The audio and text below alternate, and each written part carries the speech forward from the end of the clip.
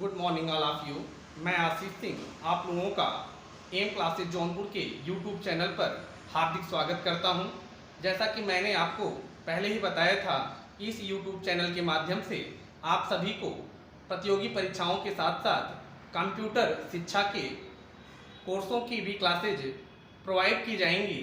अतः आप लोगों को आज computer course on computer concept triple C की पहली क्लास आप लोगों को प्रदान की जाएगी, जिसका मुख्य बिंदु है कंप्यूटर का परिचय अर्थात इंट्रोडक्शन ऑफ कंप्यूटर। चलिए आप लोगों के बीच में अब शुरू करते हैं हम आज की अपनी पहली क्लास, जो कि कोर्स ट्रिपल सी की क्लास है। हमारे पहले लेसन का नाम है इंट्रोडक्शन ऑफ कंप्यूटर। कहने का मतलब कंप्यूटर से परिचित होना, जिसके अंतर्गत आप देख रहे हैं कि computer is a electronic machine. Computer एक इलेक्ट्रॉनिक मशीन है, एक यांत्रिक मशीन है, डिवाइस बाय ह्यूमन, जिसे मानव द्वारा, मनुष्य के द्वारा बनाया गया है for perform general purpose resources, जिसका उद्देश्य सामान्य उद्देश्य कार्यों को पूर्ण करने के लिए मनुष्य के द्वारा बनाया गया है।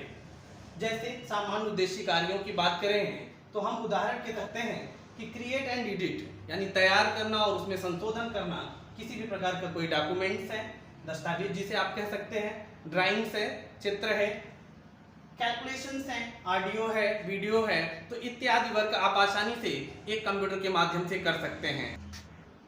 जी हाँ, जैसा कि आपने पहली क्लास में देखा कि आपने इंट्रोडक्शन ऑफ कंप्यूटर, जो कि लेसन का नाम था हमारे ट्रिपल सी के कोर्स के, और दूसरी बिंदु की बात करें तो मीनिंग्स और फुल नेम ऑफ कंप्यूटर।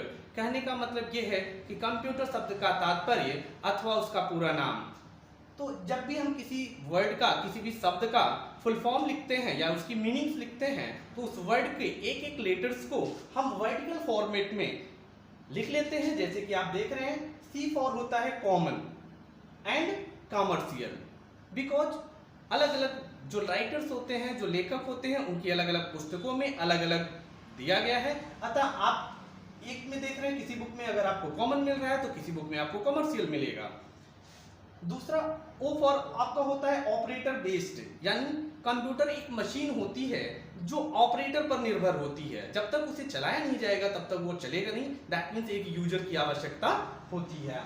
तीसरा एम फॉर होता है मशीन, और जो कि मेमोरी के बेस पे कार्य करता है।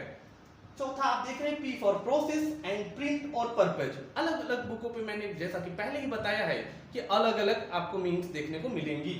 यू फॉर यूजर, यानी कंप्यूटर का जो चालक होगा, जो कंप्यूटर को जो चलाएगा, ऑपरेट करेगा, उसे हम कंप्यूटर का यूजर कहेंगे।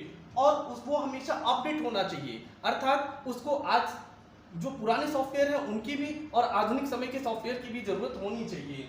और अब आप आगे देख रहे हैं टी फॉर टेक्नोलॉजी। कंप्यूटर एक तकनीक होती है जो ट्रेड अर्थात व्यापार में सबसे ज्यादा प्रयोग की जाती है। जी आप देख रहे हैं अभी ई फॉर होगा एडिट बेस्ड। कहने का मतलब कंप्यूटर एक मशीन है जहां पर लिखे गए डाटा को आप कभी भी आसानी से एडिट कर सकते हैं, संशोधन कर सकते हैं। यही कारण है कि इसका उपयोग जो है एजुकेशन के क्षेत्र में, यानी कि शिक्षा के क्षेत्र में आसानी से किया जा रहा है। नेक्स्ट आपका आर फॉर होता है रिस्पॉन्सिबल।